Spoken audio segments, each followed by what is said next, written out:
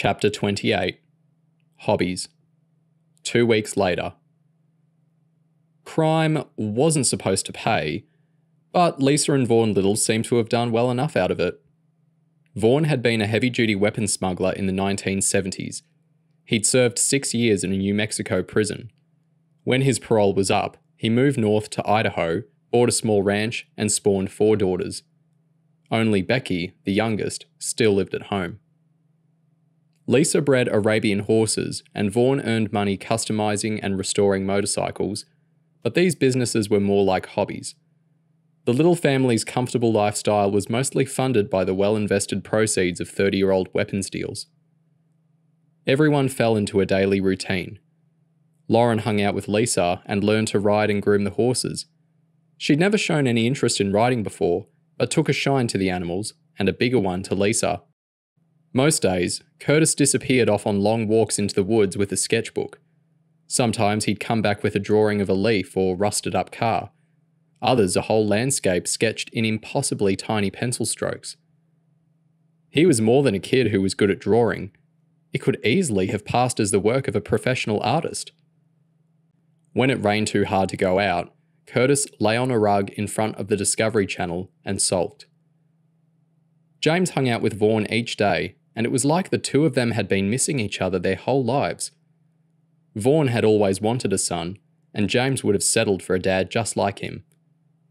Vaughan had a million stories, and a way of telling them that always made James smile. Everything from punching out his high school principal, his wild exploits as a member of the Brigands Bike Gang, shady weapons deals, and stories from his time in prison. Vaughan took James out on little jobs around the ranch, mending broken fences and old guttering. They'd usually spend a couple of hours in the afternoon working on the motorbikes, and Vaughan was patient, explaining to James the way a bike worked and how the different parts fitted together. Usually, when adults ask a kid to help, the kid ends up standing around holding a spanner like a gherkin for 3 hours. But Vaughan kept James busy and actually trusted him to do stuff. He even let James blast around the muddy ranch tracks on a little Kawasaki dirt bike, though his pleas to have a go on one of the Harley-Davidsons got short shrift. James and Lauren slept in the guest room, which had a double bed. They acted as if sharing a bed was some kind of hellish punishment, while both secretly quite liking it. Lauren had been asleep for an hour and had managed to wind most of the king-size duvet around herself. James undressed quietly and brushed his teeth in the ensuite bathroom, then pulled the cover back and tried to slip under without waking his sister. He enjoyed the first few moments of warmth, looking at Lauren's long hair spread out over the pillow and listening to her breathe. Before his mum died, James had never given a moment's thought to how much he loved his little sister. But ever since, he had tortured himself with the idea that something unexpected could happen to her as well. Lauren could get run over, or get cancer, or get hurt on a mission, or...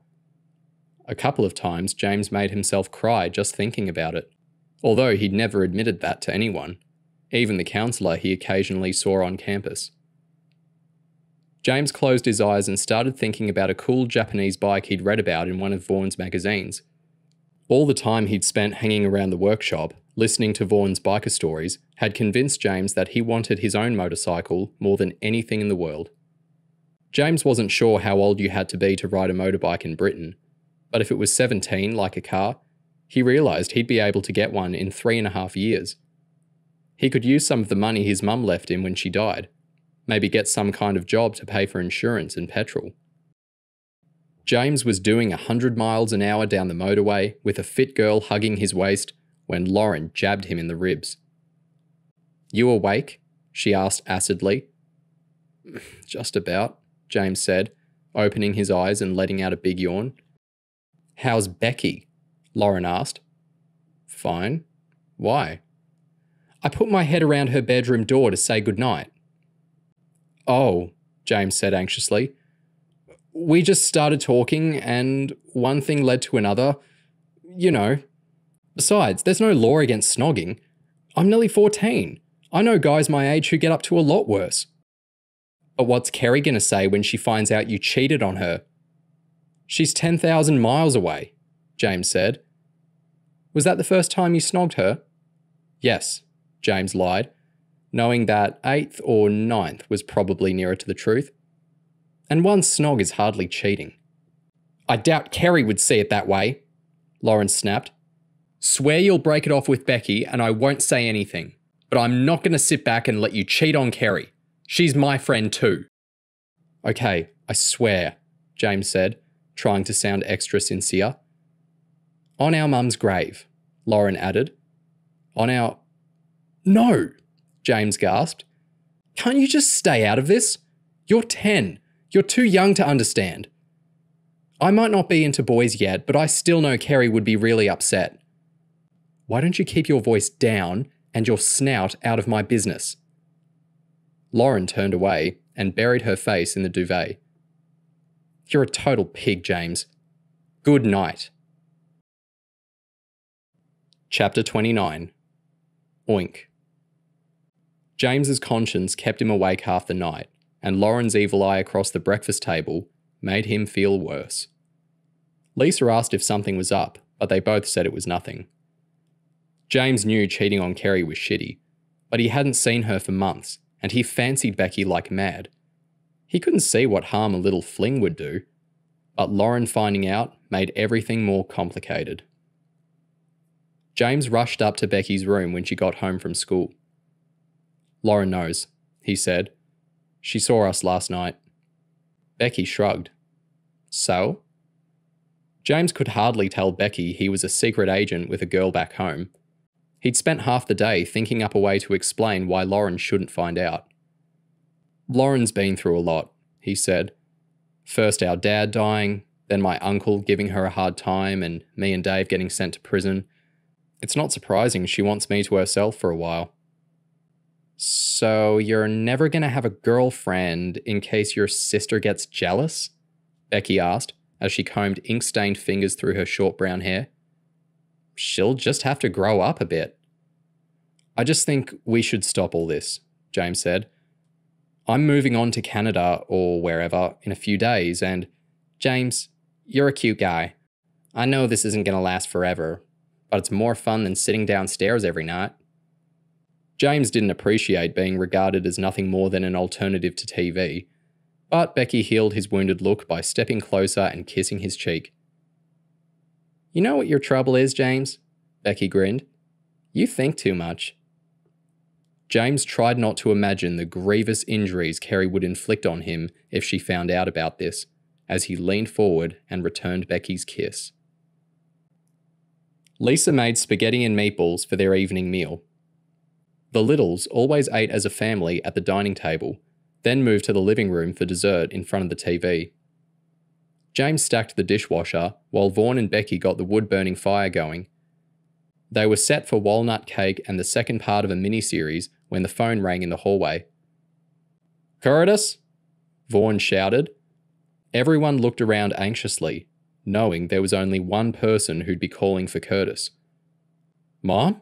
Curtis grinned as he snatched the receiver. What's going on? Can you tell me where I'm flying to? Okay, but we'll meet up at the other end. Great, so I'll see you tomorrow? Yeah, James is right here. I'll call him over. James, my mom wants to speak with you. James could hear his heart thumping, almost as loud as the faint voice in his ear. Mrs. Oxford, hi. Hey there, Jane said. My son tells me good things about you, James. I expect this is the only time you and me are ever going to be safe to talk, but I had to thank you in person for what you did. James couldn't help smiling. That's okay. What's going to happen to me and Lauren? I got you new identities. There is a hotel in Boyce sorted for tonight, and you're on an early flight to Canada in the morning. I've got you and your sister set up with a real good family up there. I've sorted it financially, so there is money behind you. You'll be safe, as long as you keep yourself on the right side of the law. Sounds brilliant, James said. Thanks. That's my 4 minutes up. Tell Vaughn it's the Comfort Large. The phone clicked abruptly.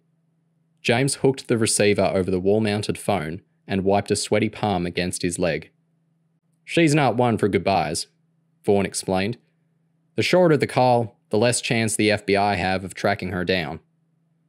How far is Boyce? James asked, still startled by his brief conversation with one of the world's most wanted. 3 hours by road. When are we leaving?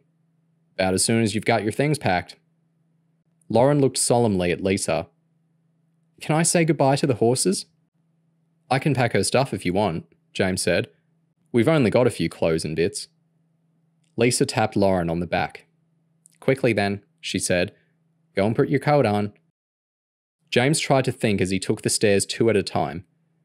With him and Lauren flying to Canada and Curtis off to meet his mother in some unknown destination, it looked like his prospects of a face-to-face meeting with Jane Oxford had shrunk to 0.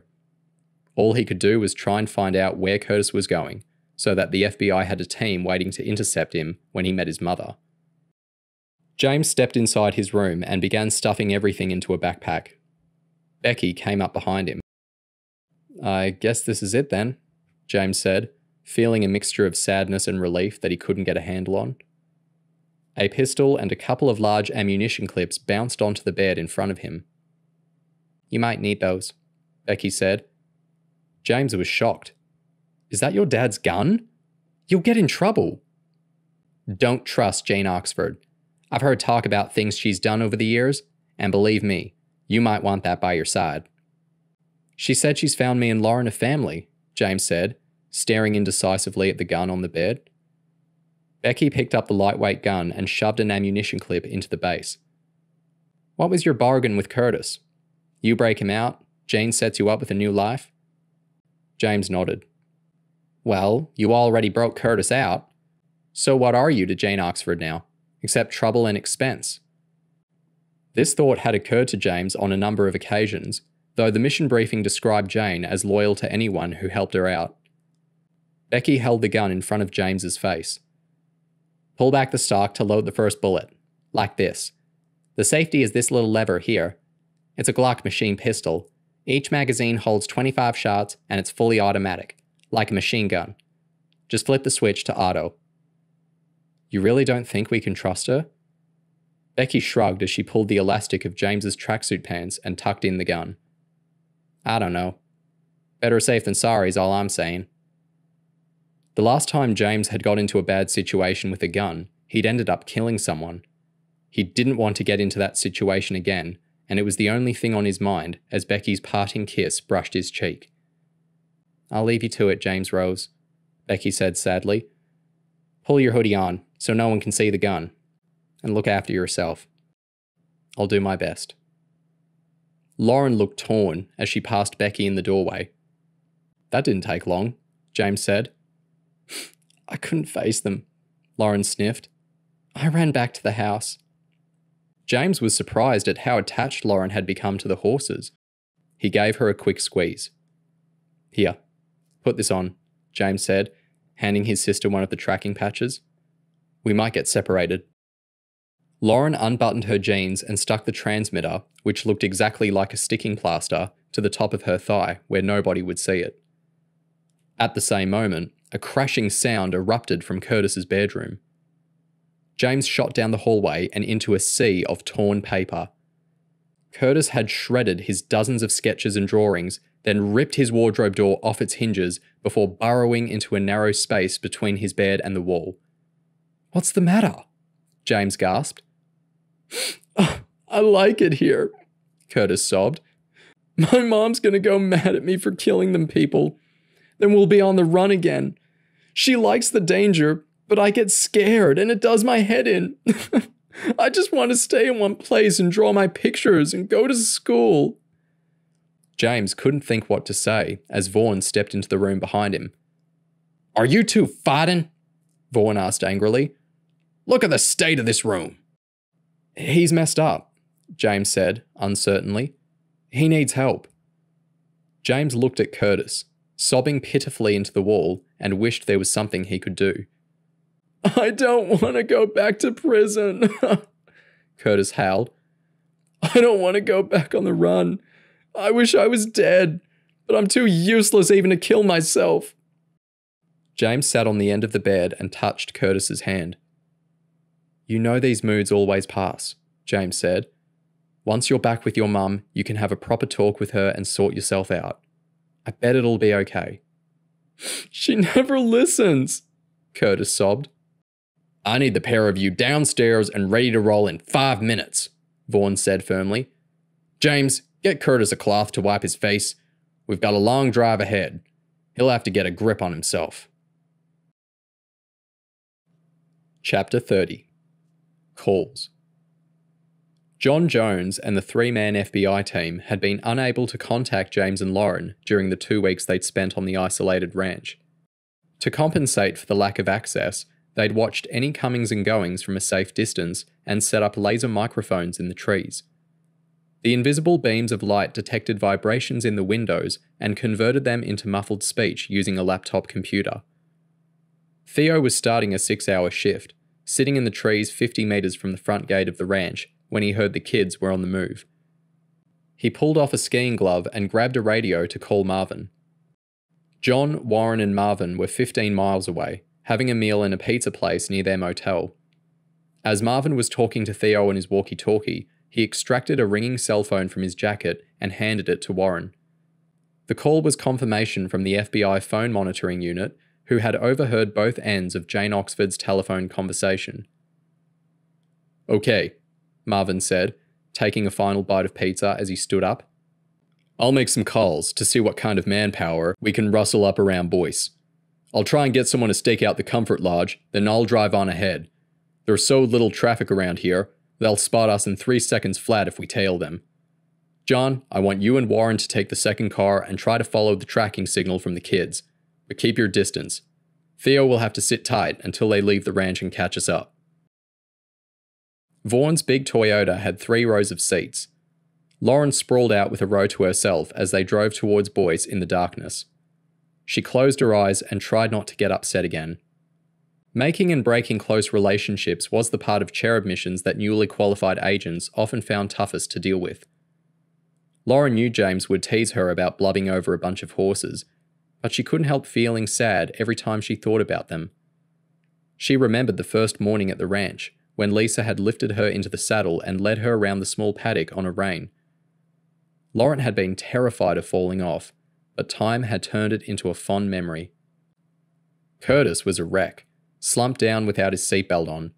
The wet streaks on his face caught in the headlight beams of the cars going in the other direction. Before the mission, all James knew about Curtis came from reports about the killings and Warren's observations from inside Arizona Max. Now James had got to know him, he couldn't help wondering if such a sensitive soul would have turned into a killer if he'd grown up in a normal home, instead of on the run with his thrill-addicted mother. James sat up front, alongside Vaughan. The drive was boring, but he felt too edgy to do anything other than stare at the road ahead, with the handle of the Glock digging into his belly. Shortly after a sign reading Boyce 15 miles, Vaughan handed James a cell phone. Dial information and get the number of the Comfort Lodge.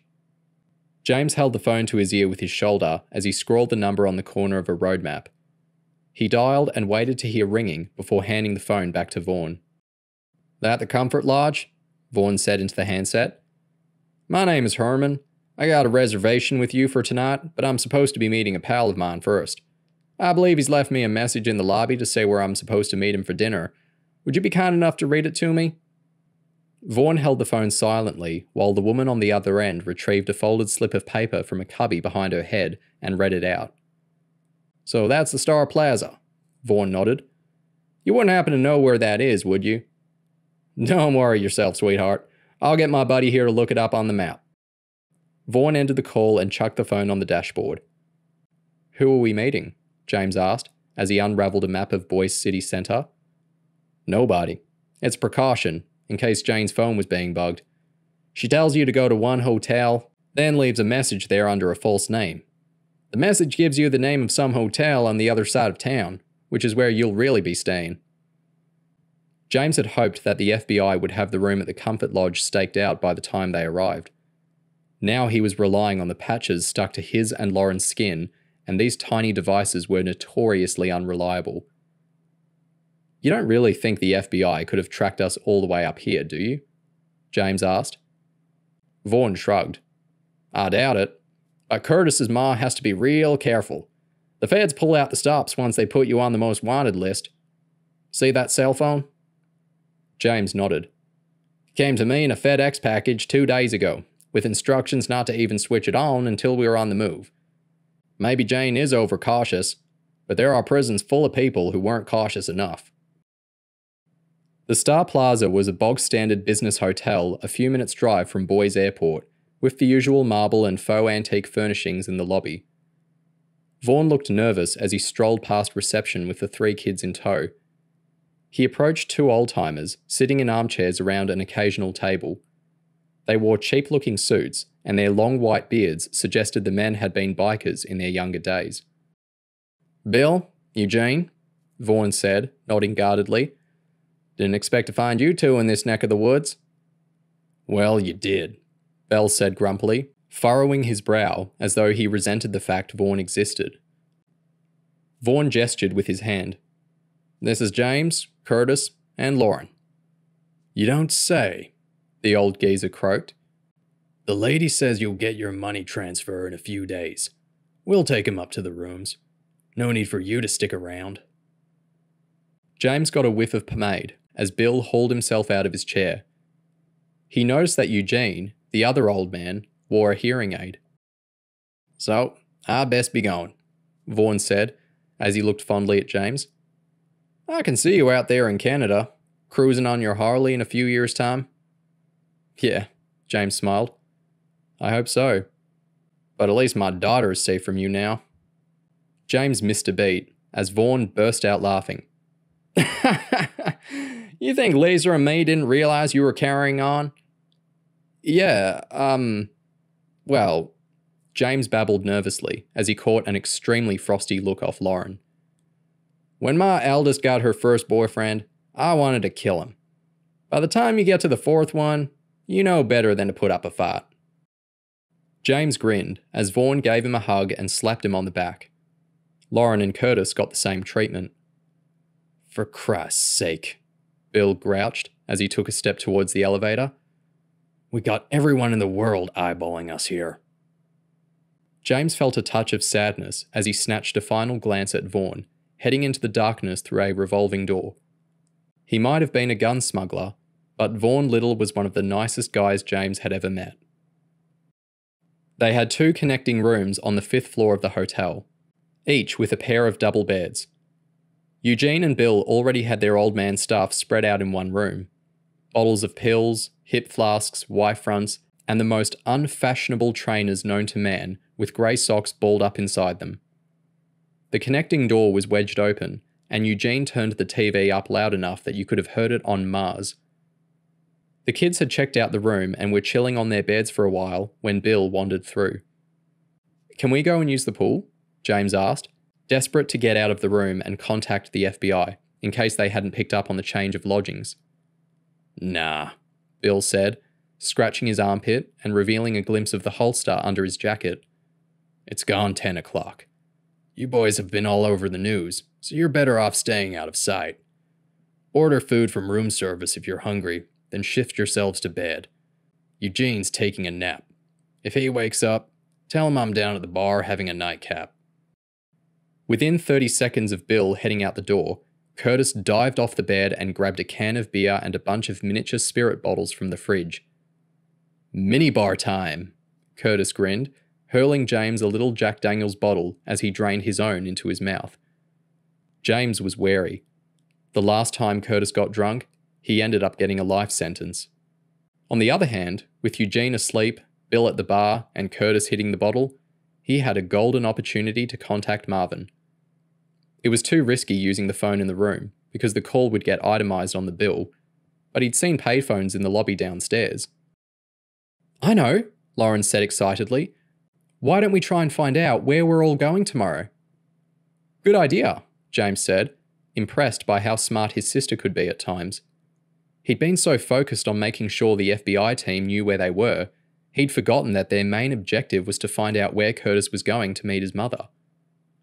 Where are you going to look? Curtis asked. James shrugged, but Lauren dived purposefully into the next room, where Eugene was sleeping soundly, and grabbed a snazzy leather document wallet she'd eyed up earlier. Bet it's in here, Lauren said. James understood her logic. The smart item was out of style with the elderly men's other possessions. Someone else had clearly handed it to them. Lauren unzipped the case on the bed. It contained a brown envelope stashed with a mix of US and Canadian dollars and 3 fake passports. The first was Brazilian, containing a picture of Curtis under the name Eduardo Santos. There was a computer printout inside, detailing flights from Boise to Dallas and a connecting flight to Rio de Janeiro. Eduardo Santos, Curtis said, in a rubbish attempt at a Spanish accent. Sounds good, hombre. He gulped a small bottle of gin as Lauren pulled out the 2 Canadian passports. Go easy on the booze, eh? James said, still holding the unopened Jack Daniels in his hand. So where are we going?